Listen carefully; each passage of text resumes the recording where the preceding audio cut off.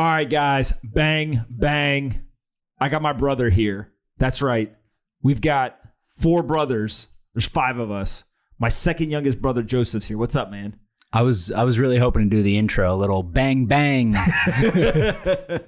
So I've got 4 younger brothers. I'm the oldest. Joseph's second youngest. We're 6 years apart. And I wanted him to come here. He had a big trek. He lives in the building next door. And we want to talk about... what's it called? Huddle Up. Huddle Up. The business and money behind sports. Uh-oh.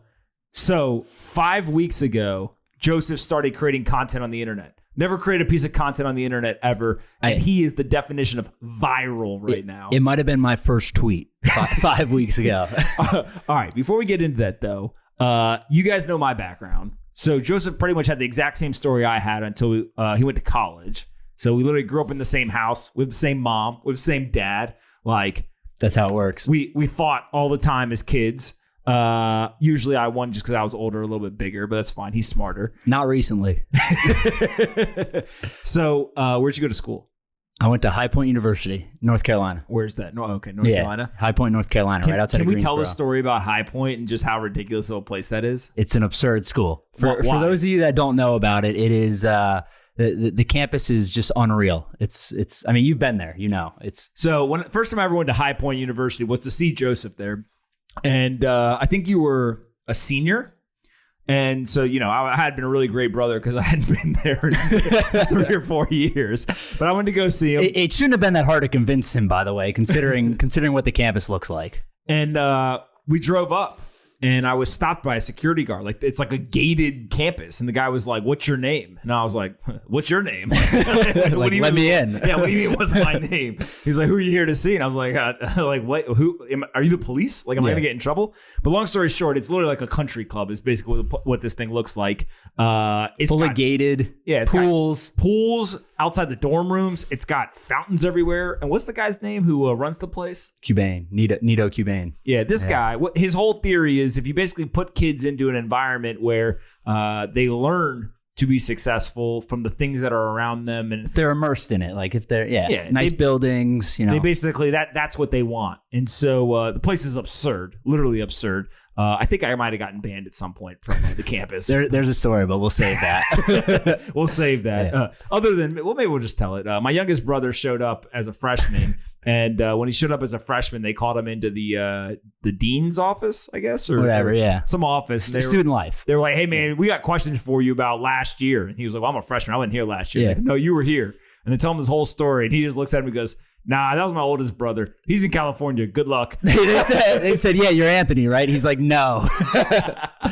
But good luck catching him. Yeah, so, whatever. We'll get into those stories later. But all right, so you go to a High Point. What'd you study? Yeah, business. Business administration. Just business like Jay-Z? Nah, business. Business. No, business administration. It's a liberal arts school. So it was a minor in economics, but business, yeah. Okay. And then what'd you do after college? I moved to New York City. All right. That's where we are right now. That's where we are right now, recording live from New York. And I got a job in finance. You listen, you already think you're on the radio. You're like, we're recording live. That's live. Another joke. We'll get to that also. Maybe tomorrow. All right. So you come here, you start working in financial services, but the interest in sports started way before. One, we obviously all played sports growing up, but then what did you do as an internship over the summer during college? So my junior year of college, I worked at Octagon in Washington, D.C., which is a sports agency. They do, represent athletes. They do the marketing, the brand partnerships, all of that for athletes. So that was kind of an extension of, my interest in sports and everything like that. And then it just so happened, when I got out of school that, I moved up here and got an opportunity in financial services. So I took that route initially. All right. Shout out Will Yoder, who's at Octagon. Will now does sports partnerships at Instagram. Great guy. Basically watched out for Joe for an entire summer. Made sure they didn't do anything stupid in Washington, D.C. But before we actually dig into any sports content, let's go down the list. Football team? Giants. Baseball team? Yankees. Basketball team? LeBron fan. We'll deal with this in a second. Favorite swimmer? Phelps. Best track athlete ever? Bolt. Best basketball player ever? LeBron James. Who wins in one-on-one, you or me? Me. Oh man, we can go settle. He tries to play like bully ball down low, and that when you're bigger, that don't fly. When you're bigger, you can bully everybody. Yeah, that's the approach he takes. Bully ball. At least you know the name of the strategy. Yeah, that's a good one. That's a good one. All right. So 5 weeks ago, you haven't ever created a piece of content ever on the internet. And for people who know me, know that I've created a lot of content on the internet. I was like an email at work type guy. And basically, my brothers all give me a hard time. They all give me shit all the time about the content, to the point where literally I got one brother who, whenever he gets mad at me, hits me with, dude, go back on YouTube. He's the YouTube star. That's literally the extent of my brother and I's relationship. But Joseph, out of nowhere, one day sends me I can't remember, text message, email, whatever it was, probably email because he's an email guy, and hit me with, what do you think about this? And he had basically created a Substack, and he'd written a first article, but hadn't published it yet. And we just went back and looked. And how many subscribers did you have? 2. It was you? Me and my girlfriend, Lexi. So I was subscriber number 3. Yeah. I think Polino was subscriber number 4. 4. There was a mystery subscriber number 5. And then he went back to 4. And then I went back to 4. So it was a slow start. But we figured out that it was actually the 5th subscriber was Joseph on his work email that he unsubscribed from himself. Yeah. So that tells you how great the content was on day one. But what's the point, or like why this content? The point is the business and money behind sports, right? So I think it's always interesting. Obviously, we've always been interested in the sports side of it for sure, right? Growing up, playing different sports, everything like that. I think that's an easy one. And then maybe as we got older, right? Like the business side becomes much more interesting, right? The deals, you start hearing about different contracts, partnerships, marketing, brand stuff, things like that, right? So I think there's a huge audience for that type of stuff. And when you look around, there's definitely people doing it, but I think most people are probably either like really good at the sports side or really good at the business side, and they don't do a good job like maybe partnering the two together, right? So that's kind of where the niche I saw was, and I started writing about it. And pretty much the person who like made this niche famous was Darren Rovell 20 years ago. But Darren Rovell, shout out Rovell, has gotten a little bit older, and kind of the demographic that he served on the platforms he served have kind of aged with him. And so there's an opportunity for somebody to come in and basically be the next Darren Rovell, right? Yeah, young gun. That's young fine. gun. What up, Rovell? Let's go. So before we get into any of the stories, like I said earlier, Joseph has gone viral on the internet. Viral in like capital VIRAL. Like viral, like two. Like so viral that he's looking at me like, hey man, how come you don't go viral like me? Yeah. So when we say he's gone viral, let's see. You had one tweet thread that got 11,000 likes on Twitter. You had one that got 40,000 likes on Twitter. Today you got a tweet that's got 6,000. And today wasn't a thread. Today wasn't a thread. So Joe has gone from non-existent on Twitter 5 weeks ago to how many? 20,000 followers now? 20K, yeah. 20K followers. Most of you listening have been trying your whole life to get 20K followers. You don't have 20K followers. Dude, Joe did it in 5 weeks. They all came from you. No, we'll get to that in a second too. So not only that, you got the email newsletter. He's got thousands of people already signed up on there. And the whole idea is basically, you're just going to keep creating content and telling these stories? Daily. Yeah. Is daily like, is that a flex? Well, you got to say it twice. Otherwise, people don't get it, you know? I mean, yours is daily, right? So you create the content daily. But I don't tell people daily. I just say it once? Yeah. I'm going to go with twice. Twice. Daily. Creating content every day. Send it out in the morning. Could be anything, right? You've seen them, obviously. For those that have subscribed, it's... So you break down the revenue behind leagues, player contracts, great investment deals. You speculate on what certain teams or companies should do. Yep. Like pretty much anything business and sports. Anything business and sports. Could be, stories of great investments, where I think the space is going in the future, how the NBA makes money, concussion issues in the NFL. All right, stop bragging. It could be anything. Listen, the reason why I wanted you to come on here is because we're 5 weeks in. So this Sunday, we're recording on Sunday. We're going to release it in a day or two. Is the end of 5 weeks. It's like a little check-in. We're going to do these periodic, but I also just wanted to kind of give you a hard time and bust your balls. So how have you gone viral on the internet? You created a thread. Before we get into any of the sports stories, you created a thread that said, I got 12,000 followers in 4 weeks on Twitter. Talk about a flex. Using these 6 principles. And what were the 6 principles? Let's go through them, right? So one was just to be clear about what your audience should expect, right? So you tell them the business and money behind sports. It's right in the bio, very clear about it. That's what you're going to get when you come to my profile. Those are the tweets you can expect, right?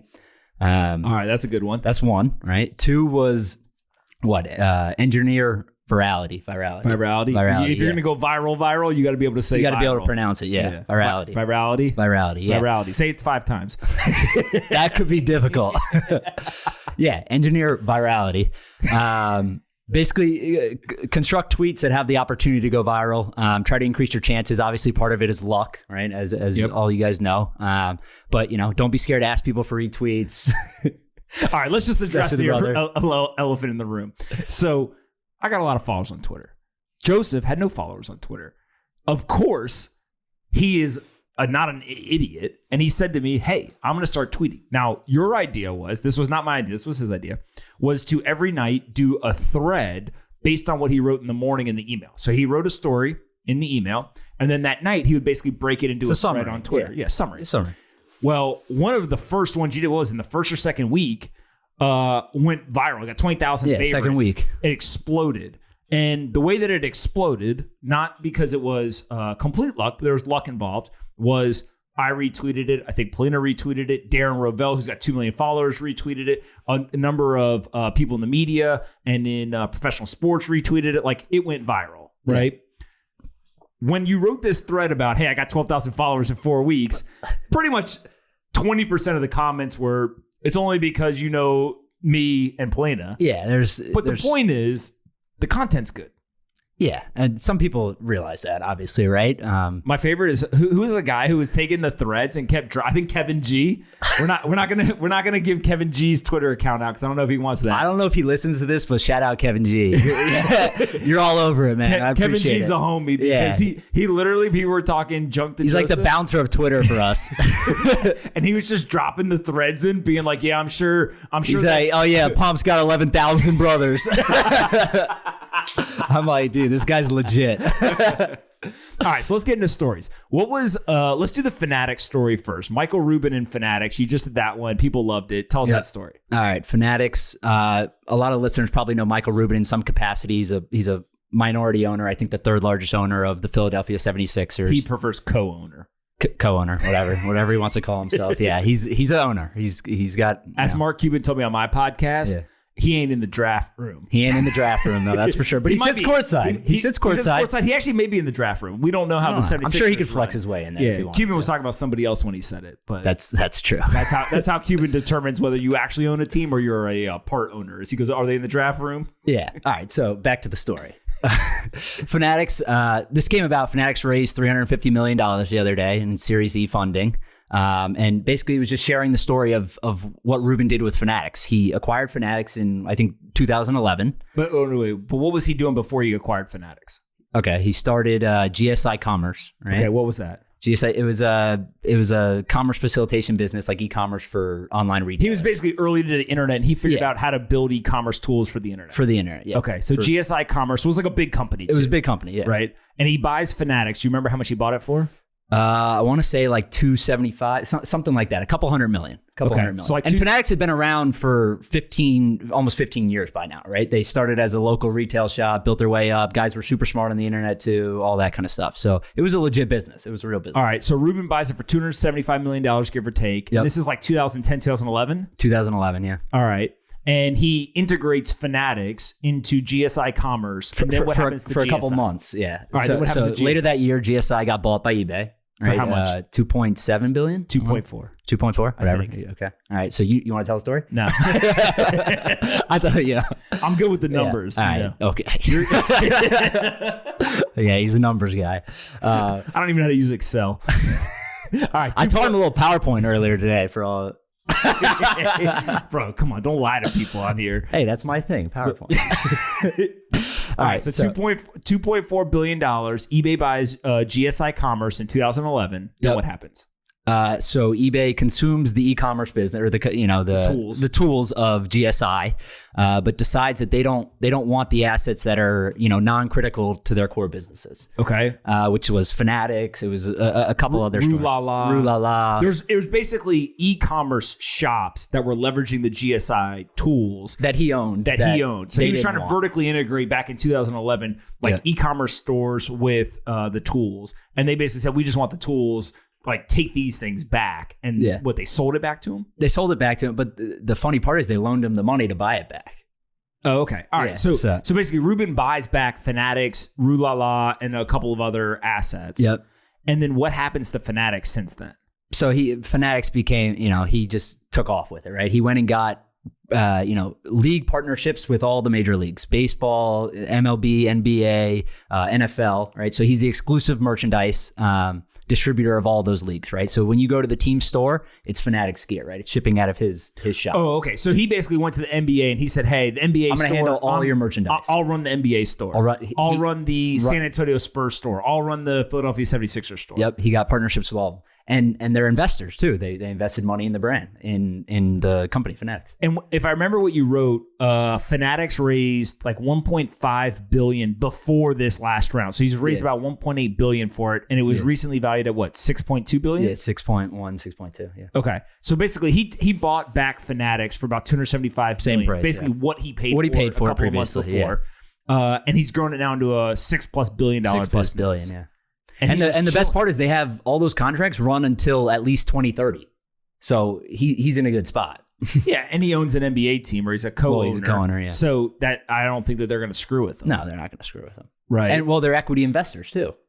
Yeah. Right. Damn, that's pretty good business. Yeah. I mean, their incentives. Do we see Fanatics go public? They're going to, yeah. That's why you raise the money, yeah. Oh, you raise the money to go do that? They're going to go public. Yeah. All right. So that's the Fanatics story. It's basically an entrepreneur built a massive business, sold to eBay for $2.4 billion, bought back some of the assets using eBay's money. And then he basically has now scaled that into a $6 billion business. So shout out Michael Rubin. Dude knows what he's doing. Mm-hmm. Highly suggest watching Michael Rubin's interview on the Breakfast Club. I can't say that word. You want to say it 5 times fast? Nah. And he basically talks about his relationship with Meek Mill and criminal justice reform. Definitely worth watching. It's on the email. All right. It was in the email. That's how I discovered it. What story you want to talk about next? What's the junior guy? That was probably the second most popular one. Junior Bridgman? Junior Bridgman, yeah. What's his deal?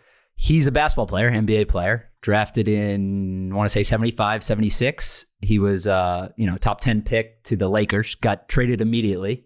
Okay. In the Abdul-Jabbar trade. Eli Manning style? Eli Manning style. Well, he didn't, I don't know if he forced his necessarily, but yeah. Shout out Eli. For those that don't know, Eli Manning got drafted by the Chargers. Yeah, forced a trade immediately. And he was like, I'm not playing for you guys. Just said no. You have to trade me. Someone's telling me his dad had something to do with that too. Yeah, they traded within minutes. Yeah.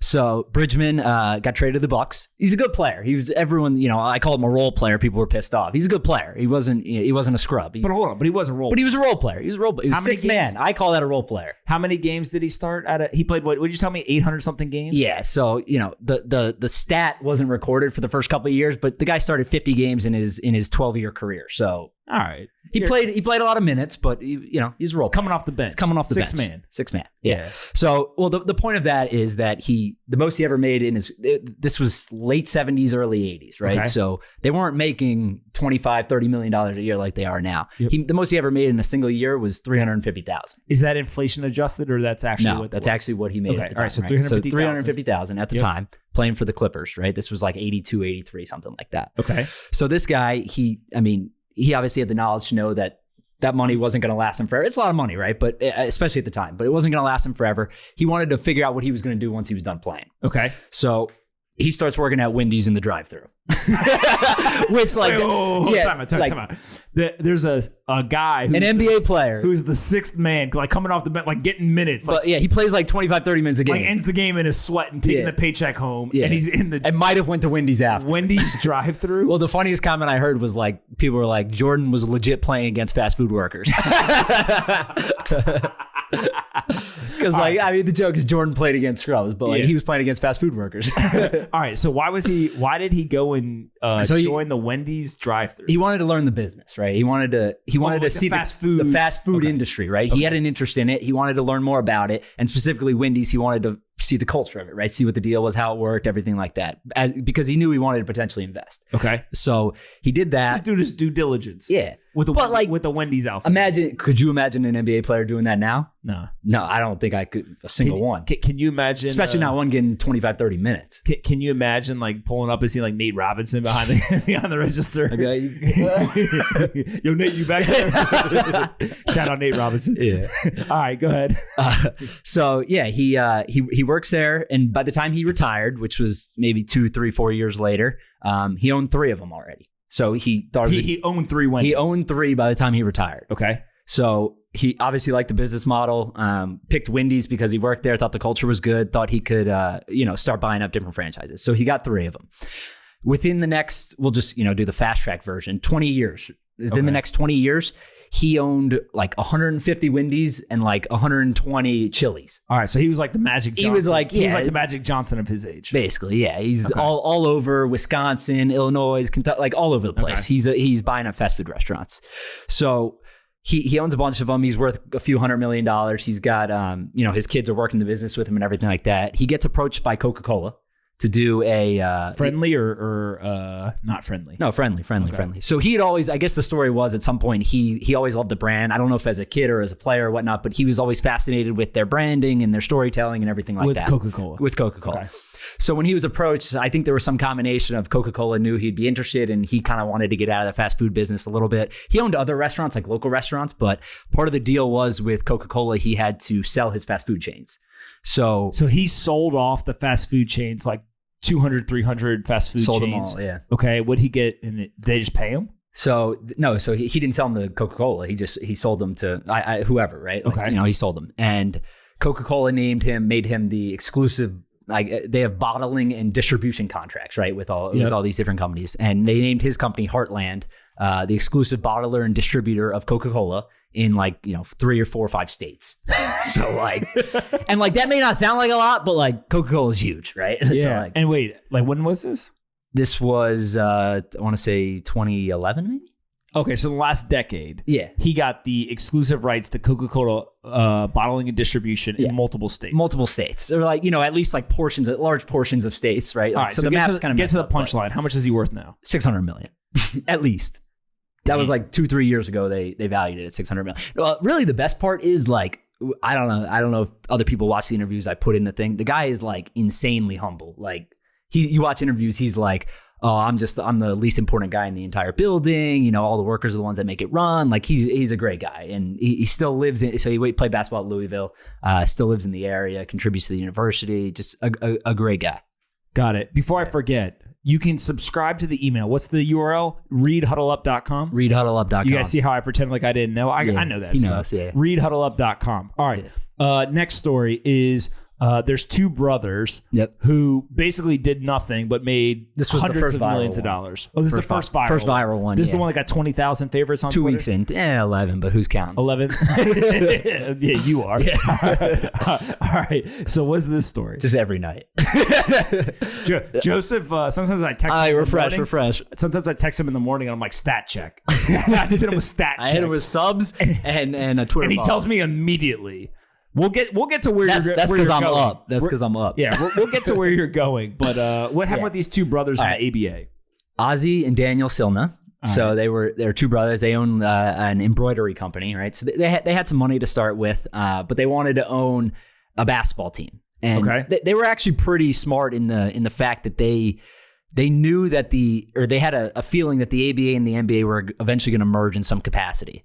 So they ended up buying an ABA team, I want to say for $1 million, right? And it was located somewhere else. They moved it to St. Louis. And within 1 to 2 years, the NBA decided the ABA had some good players. The NBA had some good players. They wanted to merge the 2 leagues to decrease competition, increase viewership for the NBA was a bigger league at the time. It was kind of a no-brainer for the ABA. A majority of the owners were under the impression that they wanted to join the ABA, right? So the NBA decides to do that, but the catch is only 4 out of the 7 teams can join, right? So, and they pick the teams. So the St. Louis is left out, right? They have no opportunity to join the NBA. So they got to take a deal of some sort, right? And what about the other two of the three? So one of the teams, the fifth team, we'll call it, went bankrupt right after the last season. So they're done, so now right? we're down to 6 teams. Down to 6 teams. So one of the other 2 teams now accepted a payout of $1 million cash. Okay, so they take $1 million cash, or maybe $2 million. It was a single-digit million. Small amount. They take that and they just run flat. Take the cash, done. Yeah. Okay. So Silner brothers are like what I read is like they're super pissed off still that they're not joining the NBA. So they and their lawyer decide not to take the $1-3 million deal. They negotiate a combination of cash and media rights, future media rights. Okay. And so they take. What year is this? This is in like the 70s? Yeah. Okay. Yeah. Like early on. Before the NBA exploded, really, right? Okay. Like maybe early 70s, right? Okay. So the NBA, like before Magic, before Bird, like all of that, right? Before the 80s whole like explosion. And keep in mind, the NBA wasn't even on, the playoffs weren't even on TV at the time, right? Okay. So like. And they still bought the media rights. Well, so that's the but they got given They got 1/7 of what all the other teams would have got, right? And their thinking was there were 7 teams. Wait. There was 7 teams in the ABA, and they negotiated 1/7 of each of the 4 teams that went their media rights. Oh, okay. So there's 4 teams that go to the NBA, and they said, "Hey, you owe us 1/7 of whatever media rights you 4 get." Yeah. Okay. Their thinking was, right, there were 7 teams. Yep. They're one of the 7. They deserve 1/7 of whatever each of you guys are getting because you're going to the league. We're not, right? Okay. So it's actually a pretty small amount. Yeah, I mean, you would think, right? Well, and at the time, the other teams agreed to it because basketball wasn't really on TV, right? Like it was, but it wasn't. The playoffs weren't big. Like if anything, they were on at like 11 o'clock, 12 o'clock. No one was watching them, right? It's not what it was. The best players weren't in the league yet, all that kind of stuff. And they still got some cash. I want to say like $1 million or something like that. Okay. It was basically like half of whatever the other team got, right? So, but we're talking about $2 million at the most. So they got some cash and then they got the media rights. The best part about the deal, those media rights were perpetuity, right? So like that's wild. So they still had the media rights up to a couple of years ago. Yeah, up until I want to say like 2015, something like that. All right. And how much money did they make between that when they signed this deal in 2015? Like 300 million? 300 million? 500 million? 500 well, million? so they end up settling it. I think it was 500 million. Yeah, but they end up settling it, right? Yeah. So okay, but hold on. But so from the time they signed this contract, they get, let's say, 500 million. Yeah. And then in 2015, the NBA comes in and says what? Yeah, we're about to broker a new deal with the networks. We want out, basically. And basically. Which they had tried before. And basically, you're not coming with us. Yeah, well, I mean, yeah. The contract had been been broken like 10 times at this point. So the other interesting part is the lawyer, it's an ironclad contract. They couldn't get out of it. This guy got 10% of the deal. Okay, but hold on. But yeah. So 10% isn't of 500 million. It ends up being of 800 million. Of 800 because they gave him an extra 300 million to get out of the contract immediately. So basically, these two brothers negotiate the perpetuity 1/7 of these 4 NBA teams' media rights. It ends up they make $500 million through 2015. The NBA comes to them and says, "Dude, you guys got to stop. Yeah. We'll pay you $300 million to go away." Yeah. They agree, which is a total of $800 million. Yeah. But you're saying that the lawyer who negotiated all this and created the contract got paid 10%? Of everything. The whole deal. The whole deal. So the brothers split 90. They each got 45, I assume, right? They split 90, and then the lawyer got 10%. That's crazy. Wild. But I mean, so you and I talked about this. Like, the lawyer kind of deserves I think he deserves a good amount of money. I mean, it is what it is. They right? tried to break the contract multiple times. They tried to break it. He did a good job. Like, think about it. Imagine if they broke it, right? Like, they would have paid him anything he wanted to get that contract good, right? So the guy's got plenty of money, though. All 3 of them. Yeah, that's wild. It's wild. In perpetuity. In perpetuity. Whoever from the NBA brokered that deal is an idiot. Yeah. Well, the worst part, it's with the teams, right? So, like, the teams are the ones paying them. Oh. So, like, all the teams don't owe him money. It's only those teams. Oh, it wasn't the league. So, no. It was like the Spurs, like a few, like 4 teams. They just paying them every year. So, those teams are like, damn, we got to get out of this. And Adam Silver, as commissioner, is like, are you guys, like, what the hell? Are you guys idiots? Yeah, like, come on. They've been trying to get out of it for 10 years. Do you think Adam Silver like called the brothers and was like, "Look, man, like we'll get you like box seats"? Well, I think what happened was I don't know this to be, I guess, true to some extent, but the rumor is that one of the brothers got sick and was like wanted to get out of it a little bit, and what they 800 million's enough at that point, right? So like, it was hot. Yeah. All right. Next story, Joe Burrow. Joe Burrow. We're not going to say his name, his nickname on here. But Joe Burrow's the man, for obvious reasons. Tell us this story about Joe Burrow that you tweeted and everyone. So this wasn't even an article, right? This is just like, this is what's going on with the NCAA, right? And I'm sure a lot of the people that follow me on Twitter know my feelings about kind of the NCAA. Are you big time enough now to say like? No, I'm just saying like. Twitter? Well, these people probably don't, but like you should. One, but what's the Twitter account? At Joe Pompliano. I looked in the camera when I did that. You looked in the camera when you said that? Yeah, just to let them know. More convincing? Yeah. At Joe Pompliano. Yeah, so I tweeted the other day, and I'm like, the worst part about this whole thing that I think some people aren't really thinking about, right, is like the opportunity that 1 year can have on a player. So my whole thing was Joe Burrow last year, going into the year, if you look at mock drafts from that time or whatever, like the scouts will tell you, all those guys, he was projected a 6th round pick. But explain why he was a 6th round pick in terms of where he was coming from, switching schools. Yeah, so he went to Ohio State, right? He was behind multiple guys that started in front of him. He lost out on the starting job again. So he wanted to transfer. He transferred to LSU. And his first year at LSU, he was like decent, right? Like he was not great at the beginning of the year. They switched offensive coordinators. He was good at the end, right? So like he had a decent year, but people didn't really know what to expect. He wasn't like some big arm type talent guy, right? So 6th round pick.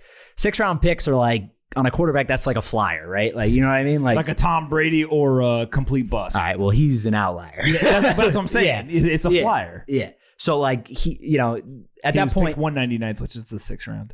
My math guy. My point of the tweet was, right, I picked the guy that was picked first in the 6th round, right? So I forget, I think it's, pick 180 or something, whatever it was. He was picked first of the 6th round. His contract this year, he got $200K guaranteed. Right, so he gets a couple million over like 4 years, but the only guaranteed money is $200,000. He can be cut, whatever, and that's all. And that's the guy who actually went first in the 6th round. First in this year's 6th round. That's what he would have got. So my whole thing was, right, like Joe Burrow last year, probably less, right, because the contract's going up mostly every year. He would have made roughly $200,000 guaranteed, right? If he didn't play the season and had gone if the season was canceled, if he went out early, whatever, right? Like if he would have got drafted last year at the current mock draft position he was supposed to be at, right? Instead, he wins the national championship. Wins the national championship. On the couch, the Heisman. smoking cigars. Heisman, yeah. He's going to the White House doing dances. Quite possibly like the best season of any college player ever. Like, just lights it up, right? Then what happens? He gets picked first. Like he just gets picked first. So he goes from 6th to 1st. No, he goes from 6th round. 6th round to 1st overall. Yeah. Okay. And so what's the difference in money? He made slightly over $30 million guaranteed. His whole contract it's like $30 million and it's all guaranteed. The entire contract's guaranteed. Okay, so it's he goes preset numbers. Yeah. Basically, the difference between being a 6th round pick like the scouts thought he would be, making $200,000 guaranteed, to he makes $30+ million guaranteed by being the first overall pick. Yeah. So what's your point in the story?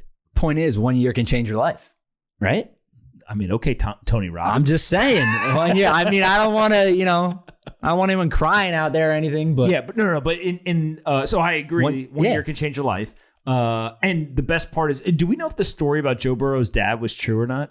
I don't. So there's a rumor. We're gonna call. I don't think that's true, but I've heard it enough to where it's kind of like, if it's not true, it's a great rumor. Yeah. The rumor is that Joe Burrow's dad is one of 2 people who went and bought. He bet. He bet on him to win the Heisman, right? Or something like that. That Joe Burrow was going to win the Heisman, and the payout was like obnoxious. Like it was massive. 50,000 to 1 or something, like some crazy. There's like the rumor, there was a ticket floating around or something, and people started claiming that it was his dad, and there was only 2 people that bet it, and one was his dad, because who else would be crazy enough to bet that, right? Like, but we don't know. We don't know if it's true or not, but. All right, but your point was about the NCAA season. NCAA season, yeah. What about it? Oh, it looks like it's going to be canceled, at least in some capacity, right? So these players that could do something like Joe Burrow, right? A 6th round pick, could improve their stock. Or some guys may fall, but a guy like Burrow who improved his stock, like he's an extreme example, obviously, but there's guys that will do that, right? Some guys that go from 2nd round to 1st round, 3rd round to 1st, whatever, right? Guys improve their stock, guys fall. But the guys, the point is they don't have a chance this year, right? Like they don't have a chance. So Burrow, 1 year of college football literally changed his life forever. And he said it, right? He admitted it. And so did Coach O. And all. By the way, I love Coach O, by the way. I know you do too, right? Yeah. Can we talk about him for a second? Yeah, we can talk about Coach O. So for those of you... Wait, I want to... real quick. I saw a quote from him, right? I might have shared this with you. So someone asked him like about playing with the COVID-19 going around or whatever. And in just like, this just shows you Coach O, right? But what's his name? Coach Orgeron or something. And he's for those that don't know, this is important for this story. He is a barrel-chested, old-school football coach with the deepest, most southern Louisiana Cajun It sounds like draw. He has strep throat. Like, if you just listen to one interview, you won't regret it. Go Tigers. Yeah. That's basically how he sounds. Yeah. All right. So what does he say when they ask him about playing in COVID-19? Something along, I don't want to butcher the whole quote, but something short and sweet like, call us at midnight. We'll play in a pasture. He was basically like, we're in Louisiana. We'll play anywhere, anytime, anyone. Right? You call us at midnight. My boys will come out, strap it up, play in the pasture. Right in the pasture. Problem. Like, Go Tigers. Dreams type stuff. Right? Like, I just like how he ends every interview with the Go Tigers. Go Tigers. Go Tigers. Every single interview. It's unbelievable. And that's literally how he talks. Like, we just go out in the pasture, strap it up, and go Tigers. Yeah. I mean, like, do you remember the video of him running? Which video? No. So there's a video of Coach O. It's like it's got to be like a frat boy or something in out LSU or in Louisiana. Yeah. He's leaning out his window and he's recording. And Coach O is running with athletic shorts on, sneakers, and he's got his shirt off, and his shirt's tucked in like the waistband of his shirt. I know what you're talking about. And he's basically shuffling. He's not even running. Yeah. He's basically just. It's like as if Coach O had run 37 miles and was just trying to keep one foot in front of the other, and he was just running, running by, and they were just like beast.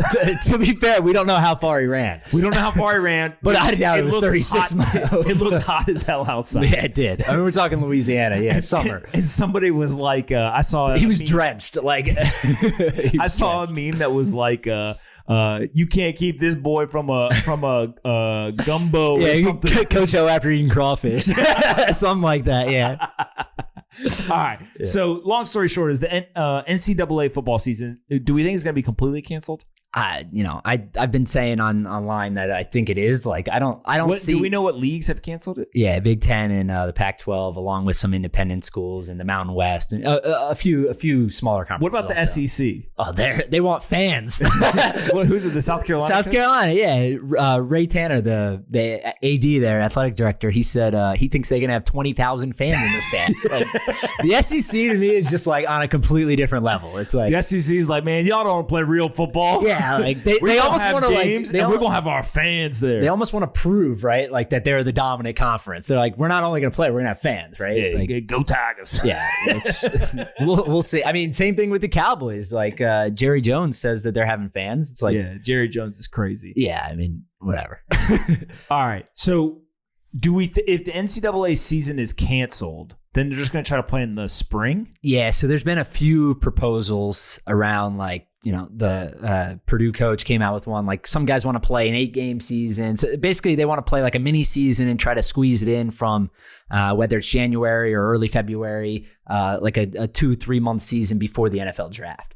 But do you think that's going to, I don't know, right? Like my issue is that a lot of the best players probably won't play, right? So like you're probably going to get some version of a watered down season. Yeah. Can you tell a story about the NFL guys who could opt out and get paid more money, but none of them knew about it? Yeah, so they changed it, unfortunately. Oh, okay. Yeah, they changed it. At one point, there was a stipend available, so $150K. The NFL was offering any player who opted out. Based on COVID concerns. So if you said, I don't feel comfortable, I have pre-existing, whatever it was, you could opt out. And if you were Tom Brady or you were a no-name, you were eligible for $150,000. Same price for everyone, yeah. Okay. And so your argument was... I was like, if you're an undrafted free agent, opt out right now. So basically, if you didn't get drafted in the draft and you think you might get cut, you should opt out immediately and take the $150K and then just come back next year. Yeah. So the argument, right, is like, these guys are long shots anyways, right? Yeah. Like long shots. Like some of them make the team. Some are like in some capacity, injured, reserve, whatever. Like some of them may make the team. But this year, there's no preseason. There's barely any, there's like 8 padded practices, right? So like training camps shortened, conditions are different. Like people are incentivized to keep veterans that know either their system or have been around the league, know what the deal is, right? Damn, Chad Ochocinco would love these preseasons. He'd be back. He's like, I barely got to practice, like all that, right? So yeah, but the point was, right, like you're a long shot to do it. It doesn't cancel your dream of playing in the NFL, right? It just like delays it a year. So you can still come back next year and play. You're still with the same team. Your contract's reinstated, whatever you were signed with previously. But most of these guys are signed, the average, like some guys get whatever, $100,000 signing bonus, but the average, because most of them get zero, is like $10K. So like the average undrafted player is getting like $10,000 of a signing, and that's all they're guaranteed. Mm-hmm. So once they get that, if they're cut, they get nothing. So do you want to take $150K and sit out a year, practice, and get another shot? And get another shot, you still can play, right? So that was my whole argument. But the funny part is, right, like they changed it, so it's no longer like a stipend or free money, we'll call it. It's a loan on your contract. So like if you don't play the next year or whatever, you owe it back. Can you claim that you're the one who found the loophole? I don't know. Guys were. Can we tell? Don't say any names, but there's somebody that you know who knows an NFL undrafted free agent, and they were basically calling. There were NFL players that were unaware of this and were like, "Wait, can I do that?" Yeah, like calling agents. Like, tell me the details so I can call my agent right now. Yeah, so like guys were interested. And, you know, it's tough to tell, like, obviously the negotiations are fluid and you don't know, like, when the rule actually was discussed or changed or whatnot. But that was the rule. They changed it later on, like a week or two later. So, you know, I'm not sure how many guys would have taken it, but there's been like 60 opt-outs or something like that. Yo, you've been hot on Twitter. Like in NBA 2K back in the day, like you could be like, no, they'd be like, you hit 2 shots in a row. They'd be like, heating up. That's why I throw the fire and everything. All right. No, you stole that from me. But who's the craziest person who's DM'd you so far? DM'd me. He keeps texting me like random people who DM him. No, I don't know. I mean, who's the one that's been most shocking? Was it when Rovell retweeted you? I was pretty shocked about that, yeah. Because Rovell was like one of those guys that you like I always grew up like reading about or whatever. Like everyone has, you know, whatever. Like you got him one time too. He said he didn't know the story. Yeah, he was like, I didn't know this one. And to be fair, I DM'd him or whatever, but he retweeted it and then I DM'd him. I was like, you know, chatted with him, but he responded, like credit to him, super nice guy and everything. But the one time, I was surprised. What was the story that you told? And I think I DM'd it to him and I was like, yo, Rovell, look at this or something. He was like, I wrote that story 20 years ago. He was like, that's how old I am. He was like, I wrote this story 6 times. That was the basketball one, the cylinder story. Yeah. Okay. Yeah. And then when you tweeted, what was the one that he didn't know that he The Viking. Oh, so the Vikings one's a good one. Oh, okay. What's that one? In just real short, the GM, he negotiated a deal where he got 10% of all suite revenue. Like in the old state of the Metrodome. Yeah. Like luxury suites, the boxes, etc. But he got it for all events. Like the University of Minnesota played football games there. The Vikings obviously did, so right? So he got 10% of all box revenue in the stadium because they wouldn't give him a raise? No, so it was like the situation's weird, and like Vikings fans even argue about it today. Like the guy basically like had a stranglehold on the owner. Yeah, well, they don't have a lot to argue about. Yeah, he was the GM. He came in like real hot. He got them to a Super Bowl. They didn't win, but like, you know, he had a lot of respect around the team. They wanted to move stadiums. It was like kind of a power play. He tried to get them to move somewhere else. The owner wanted them and the backers to move to a new stadium. So he negotiated as in like, I'll keep you guys. He was named like the CEO of the construction company that like developed the stadium.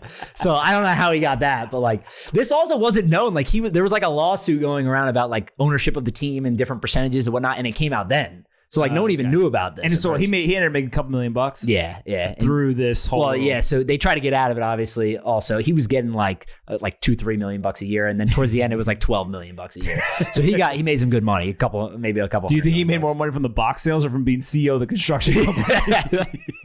I don't know how he got that. I mean, that was probably part of the scheme, but that's absurd. All right. So and Rovell didn't know that story. So when he retweeted it, he retweeted and was like, I didn't know this one or whatever. Look, cool. People give Darren Rovell a hard time, but he's actually a good guy. He is a good guy. Yeah. We're fans. Yeah. All right. So him. Who else? Who else has been crazy? I don't know. I've been Baron like Davis.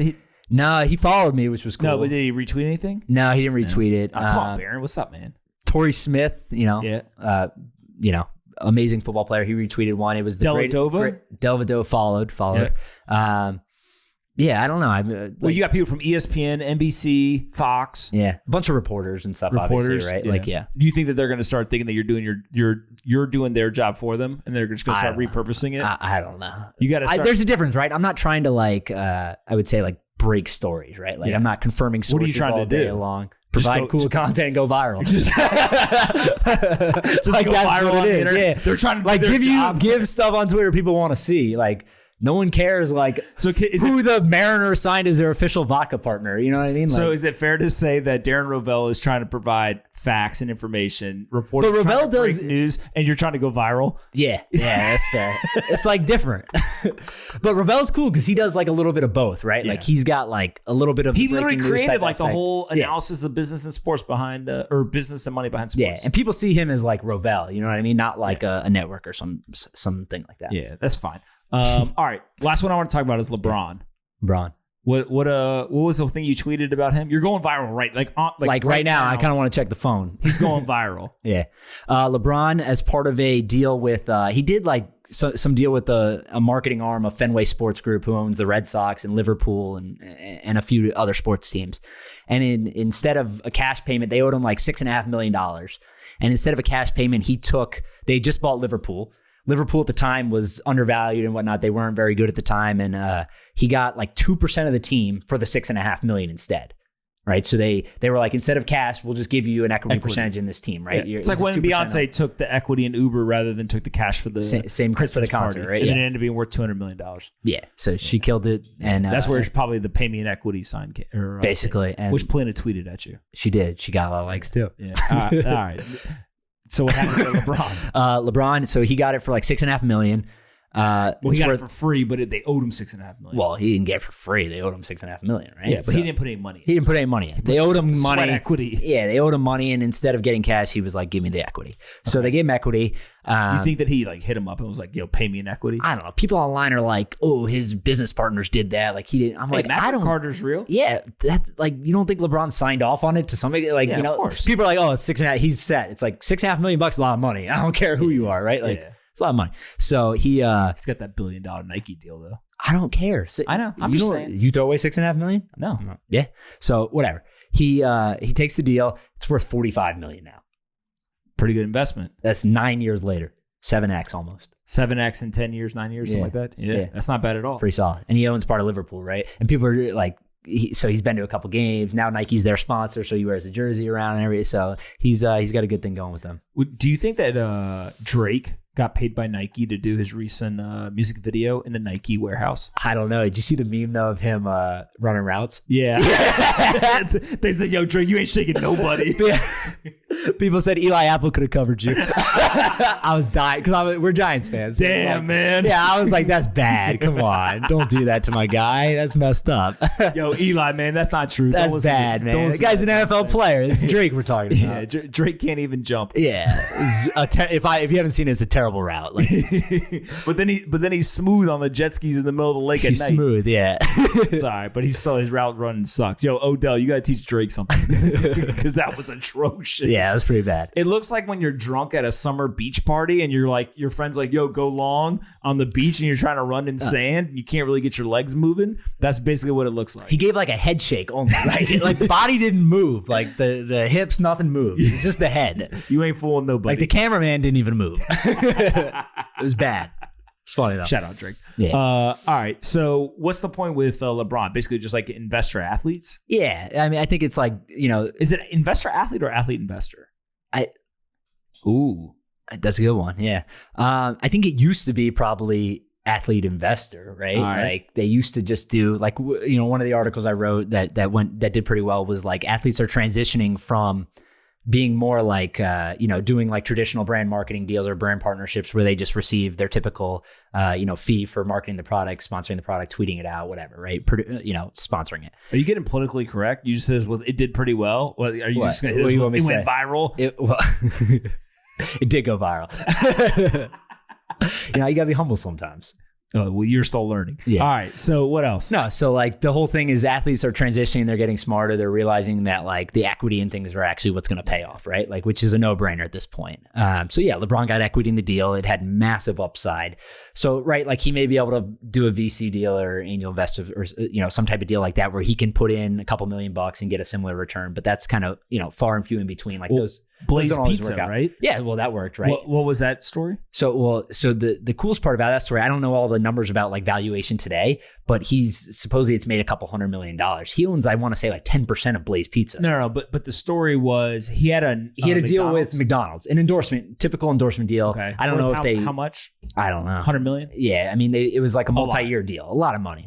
They owed him whatever over multiple years. And Maverick Carter, shout out Maverick Carter, was like, dude, there's this chain Blaze Pizza that's like good. And it was like, I don't know, at first it was like, this is a great like deal, but it was like, dude, this chain's good. Like, it's like legit pizza. It's good. It's gonna like pop off. Maverick Carter's very smart. Yeah, he's smart. And that's a good guy to surround yourself with. So like, whatever. And just happens to be his best friend. Happens to be his best. Well, yeah. And like a lot of that, he put in the work, right? Like he had, and what do you have, an internship at Nike, right? Like he wasn't like, I just want to like be on the payroll. And like anybody who comes at Maverick Carter, Romeo, Rich Paul, right? Rich Paul, LeBron all those guys, James, all those dudes, they all know what they're talking about. And all the haters on Twitter can shut up. Stupid. Yeah. It's stupid. So he gets rid of the McDonald's endorsement deal? Yeah, I don't know if he had a year left or whatever, but they wanted to like renew basically.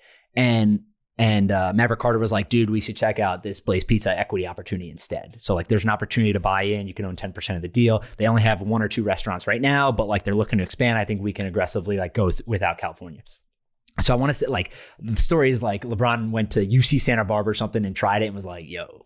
He's like, it's pretty good. Yo, this fire he's pizza. like, this is real pizza. Like, this is, it's real. And so they ditched McDonald's, who at the time, LeBron tells a story like, what's that show? Kneading Dough or whatever he does. There's like a, Kneading Dough is like a thing Maverick Carter produced that was, it's like all these different athletes go and, they'll talk about like different financial stories, what their best investments were, what their stupid, like different things like that. They just put on like Draymond Green was on there, LeBron, like all these basketball players. So he said on Kneading Dough that he was like scared at first because he was not scared, maybe is the right word, but he was like, I'm giving up, 10, 20, $30 million a year with McDonald's to put my money into something that I don't know anything really about. So like, let's research it a little bit. Let's figure out what the opportunity is. And the story is right. Eventually they do it. They get 10%. It's worth $200 million now. Right. So like, good deal. Yeah. Great deal. Yeah. He's like 10x'd. You think Maverick Carter's put his own money in? I'm sure he got something out of it. Yo, shout out, Mav. Yeah, I'm sure. I mean, to be fair, he deserved it. Similar as the Warriors, right? But now the whole idea is there's athletes now trying to start companies as well. Yeah. So how does that work? What is it LeBron? Who, so he did one with Ladder, right? So he's got like Arnold Schwarzenegger, Cindy Crawford, Lindsey Vonn. All right, so Arnold Schwarzenegger, LeBron, Lindsey Vonn, and who? What did you say? Cindy Crawford. Oh, Cindy Crawford. Yeah. All right, so those 4 came together. Yeah, there's a couple like PE funds or whatever, but like they're the majority equity holders, I want to say, right? And they created Ladder, which is a health and nutrition wellness company. Okay. They do like protein powders, energy, stuff like that, right? And they basically were like, LeBron's whole thing was he claims, right, that he was, as an athlete after games, didn't have the right protein powders or something. Always his trainer said something was always in one that he couldn't have or whatever. So he's like, let's just create our own. And it's supposed to be like the cleanest, healthiest product on the market. And what they did is basically like, let's develop this product. Let's push it out through our social channels, right? Like drive all the costs down for us and see how much we can sell. And we'll be majority equity holders. So I don't know if LeBron owns like 25% or 20 or whatever, but he owns like a decent stake for not putting in, I'm sure, too much money, right? I feel like that's what every athlete's going to do in the future. Eventually. Or try to. Eventually, probably, right? Just go find like, hey, that's a great entrepreneur. Here's an idea I have. Yeah. I have a massive audience. I can just push the product through there, right? Yeah. It's kind of like a no-brainer. But I want to own majority, 50% or whatever. Because think about it, right? So like the example I used in the article was Pat Mahomes, who has done extremely well, especially over the past like 6 months, right? Like he's killing it. Pat Mahomes has money falling out of his ears, his pockets. Literally, when he walks down the street, money's just laying on the floor behind him. The guy, I read an interview. He's like, they're like, what have you bought since you got, your $500 million contract? He was like, nothing really, like nothing. And then the next day came out, he bought into the Kansas City Royals. I was like, I just bought a team. Yeah, I just bought some equity in an MLB team, which is cool, right? Because he plays there, whatever. So he's going to be there for a while. But it's different because the deal he got with BioSteel, another nutrition company, everyone was like applauding him because he got some equity. But how much do you think he got, right? Like 1-2%. Like, right? Like a couple percentage points, not much. Like, because there was cash involved, there's equity. He's really just a spokesperson or a sponsor, right? He's a great face for it, but he's not going to make like a killing off it. You know what I mean? Like, you got to get a larger percent to do that. And the athletes can do that through their social channels and push it and everything. And that makes sense. Yeah. All right. So what's next for Huddle Up? Huddle Up. Keep going viral. Keep going viral. That's Do you wake up and you're like, yo, how do I go viral today? Yeah. You got to craft the tweets right. No, it's just putting out good content, right? Like stuff that isn't like in the mainstream news all the time, like cool investment deals, different things going on, stuff like that. All right, so we're here at the end of week 5. Yeah. You're at 20,000 Twitter followers. 20,000. Gone viral multiple times with thousands of favorites, likes, whatever the hell they're called now on Twitter. Yeah. You got thousands of email subscribers. Where are you going to be in week 10? Double, right? Like, oh, that's it? Isn't that how it works? Bro, you ever heard of exponential growth? Like viral means you don't just double the time. Yeah, well, like the one that got 40,000, if I keep doing that, that was legit. Like, how many impressions have you done on Twitter? Am I allowed to say that? Yeah. In a month, how many? In a month, like 26 million, right? And you started out the month with no followers. No followers, 26 million. Now I got 20. Yeah, that's not bad. That's not bad. Can you get to 100,000 by the end of the year? We'll see. If I keep going viral. Is that scary? Are you scared of that? No, I'm not scared of it. It's basically like halfway through August. So hold on a second. You got September, October, November, December. So you got 4.5 months. Yeah. Yeah. I mean, to get 80,000 followers. It's possible. That's a big goal, obviously. But it's only 20,000 a month. It's only to replicate what you've done. See, I was thinking 50,000 by Christmas. 50,000? Why are your goals so small? I got to get bigger goals. Just think a little bigger. He's the numbers guy. I mean, if you're going to go viral, then go viral. Let's go viral. All right, because shouldn't it be more likely that you go viral as you get more followers? That's how it works, yeah. Maybe. I think. You're the Twitter guy. Well, technically, it depends on how many of your followers engage with the content. Because if you have a bigger pool and a smaller percentage, then actually they could suppress the content. The engagement's good. I'm just saying. All right. 20,000 followers, getting that many. So in 5 weeks, where are we at? People are going to hold us accountable. 5 weeks what? You're coming back on the show. Oh, yeah. We're going to double it. You're going to double in 5 weeks now. Yeah, we've been going for 5 weeks, so we got 5 more to double. All right, so you're going to when you come back in 5 weeks, you're going to have 40,000 followers on Twitter.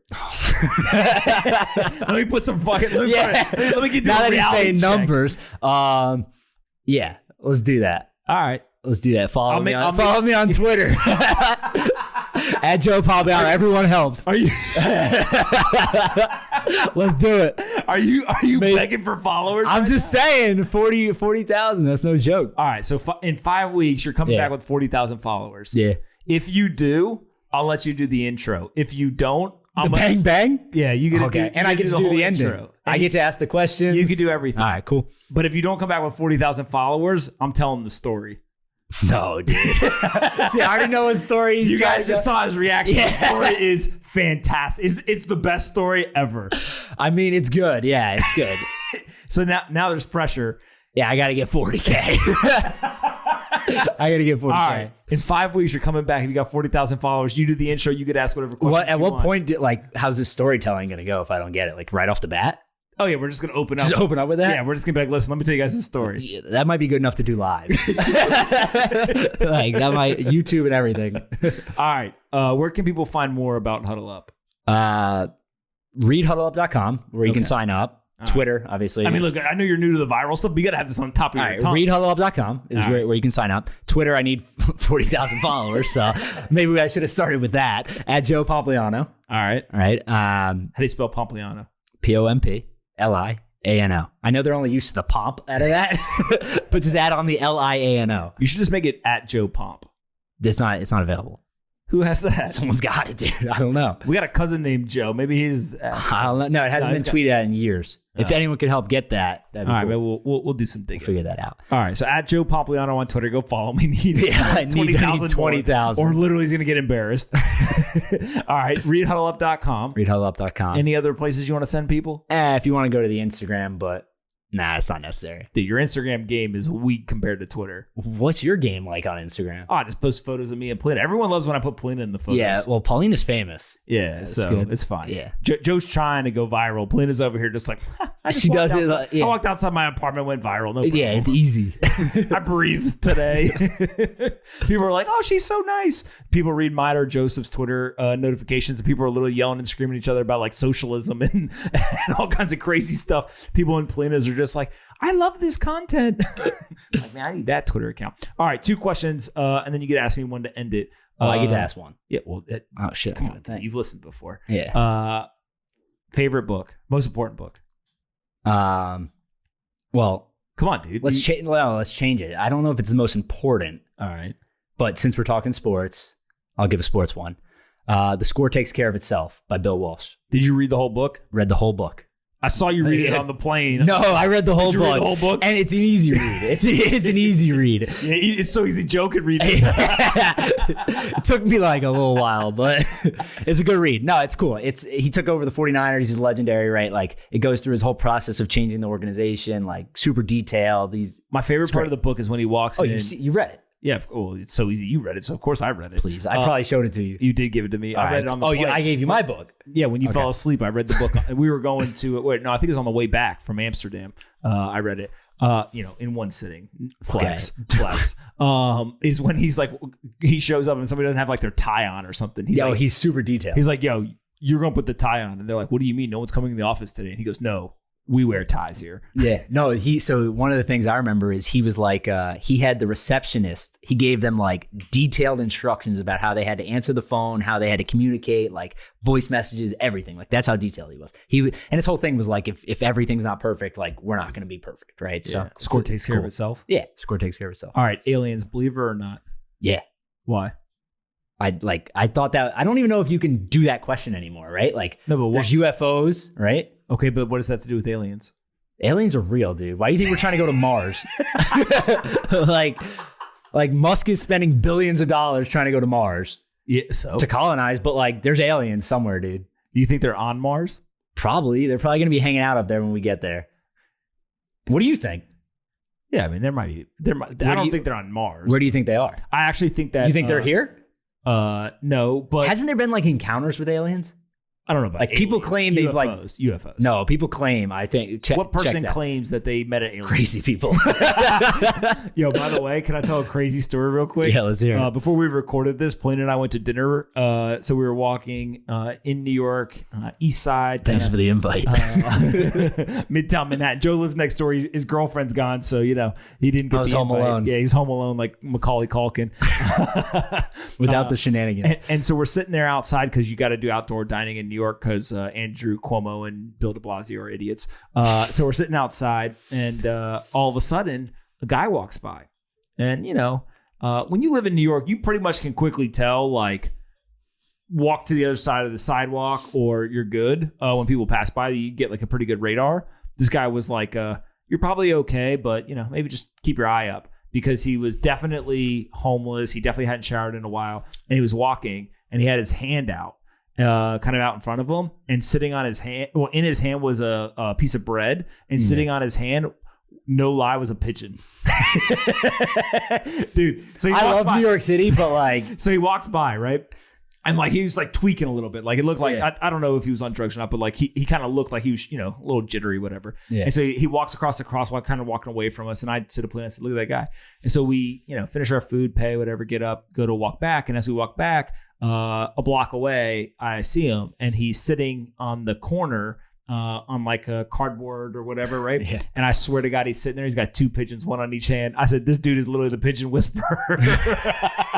It's like from Home Alone. Yo, dude, remember the lady with the pigeon? Yeah. I swear I've never seen this ever in my life. Was this dude had a pigeon on each hand, and they were chilling. They weren't even. That's what happens when you feed them. Yeah, they were just hanging. And he looked at me and kind of gave me this like grin. And I was like, hey man, you're cool with me, dude. Just leave me alone. I'll leave you alone.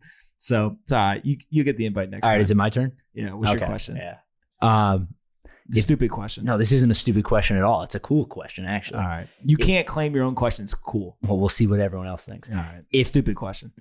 If you could have any one person on this podcast that hasn't already been on here, who would it be? And why? And why? Well, I would have said you, but now that you've been on, I got to pick somebody else. And no, it can't be related to you either. Trump. Trump? If Trump came on, no, listen, if Trump came on, I wouldn't ask him a single question about politics. I would ask him every question that people really have. Yeah, like what? Name one. Like I would start out with like, yo, dude, how much money you got? Second question would be like, yo, dude, what's up with all the gold everywhere? Yeah. like you guys just got like gold on the floor. Like, what's up with that? Well, I would. I'm not going to be there, but like if I was, I would ask him, what's up with Trump steaks? Yeah, Trump steaks. I'd ask about that. Next question would be like, yo, dude, is your hair real or like what's going on up there? Yeah. It'd be like, fit. Like, all right, so there's plenty of questions. Yeah. Like, I these are off the top of my head. Maybe he'll do it if it's not about politics. Like another question I'd have is like, dude, why do they give you such a hard time about your hair flopping in the wind and saying that you're orange? Like, how'd you get orange? Right? Like I would just ask him all the questions that people really want to know. Yeah. And I feel like if you went into the interview and he knew that it was like kind of joking around or whatever, he would actually answer them. Yeah. Well, you saw. I mean, you ever seen you ever seen Joe Kernan on CNBC? People used to get him a hard time saying he had a toupee. Yeah. And so one day they sat him in a chair. He's all time. Joe Kernan is the man. Yeah, he's all time. So they sat him down in a chair. And they brought out a leaf blower, and they had to put on glasses. I swear to God, he's tweeted the video before. I think I've seen the picture. And the hair is like blowing everywhere. Yeah, and they got a leaf blower. They're trying to blow his hair to prove that it's his real hair. And he literally like trolls. I've seen him. I just love how he goes back on Twitter, like he don't care. Yeah, they were chirping him like, you and your fake hair, and he just tweets the video at them of literally a leaf blower in his hair. He's a big link guy. He just throws the links back, like not even. He's like, I don't even have time for words. Like just links. Here's all the facts. All time. It's great. So Trump would be number one. Mainly, Trump's great. For that would be a great interview. I don't give a shit about the politics stuff. Yeah. It would seriously just be, I want to talk to this guy about all the obnoxious. Like, dude. Come on. Well, you saw what's up with the Twitter stuff? Like what goes through your head before you hit tweet? The Barstool interview with him, right? Like that. But that was like it was in between, right? They were still trying to be a little serious. But he was much more casual than I anticipated. I think, of course, right? Like because I think he knew like a little bit will be like, but this guy's not really going to press me on anything crazy, right? Like it was a little more laid back. This would be like the most fluff interview. That's what I mean. Like he may be way more open and joking and all that type. So people would be mad about that. That's fine, but still, like it would be people would watch though because it would be hilarious. Yeah. To hear Trump have to defend why his skin is orange, right? or have to defend something. Why is it white here? No, and by the way, like right or wrong, not in like an attack way. It's just like, hey man, look, here's all the questions from the internet. Like, you ever seen where they read the mean tweets? Yeah. Like, I don't want to do read mean tweets with them. I want to do like, let me tweet out and say, what questions do you have for me? And take the absolute funniest questions. Yeah. And be like, yo, what do you think about this? Because I actually think, if you crowdsource questions before that, like that'll be an all-time list. I feel like he would have hilarious answers to funny questions. Yeah. Yeah, I agree. Be like, dude, like, let's just start here. Like, hey man, how'd you pick which bathroom you take a dump in at the White House? Like stuff like that. You know what I mean? And he would just be coming up with wild answers. It's like a different one every day. They're the best. They're so good. You've never seen one so good. So clean. All right, readhuddleup.com. Go follow Joe at Joe Pompliano. He's only got to get 20,000 followers in 5 weeks. Or I am telling an absurd story about him. Just please help. That literally, Paulina and Joe's girlfriend know this story. I told them, I think somebody peed their pants in the car. It was so funny. I thought this story was like, this was like a young story. Like this was years ago. I thought this story was forgotten about. I thought it was. I one day was sitting in the car. I didn't even know people knew about it, to be honest. Like, I was sitting in the car and Joseph was chirping in the back seat. And all of a sudden I said, you better chill out, man. You better chill out. And he thought I was joking. And all of a sudden I whipped this story out from when he was 8 years old. And literally the look on his face, he lost it. You better believe, though, if we're coming up on that 5 weeks and I don't have anything close, like I'm going to start thinking of stories, too. I'm not coming here empty-handed. Like, all right, readhuddleup.com, at Joe Pompliano on Twitter. Go follow him. Help him out. Pity follows. Those count. Those count. Everyone. All right. See you guys.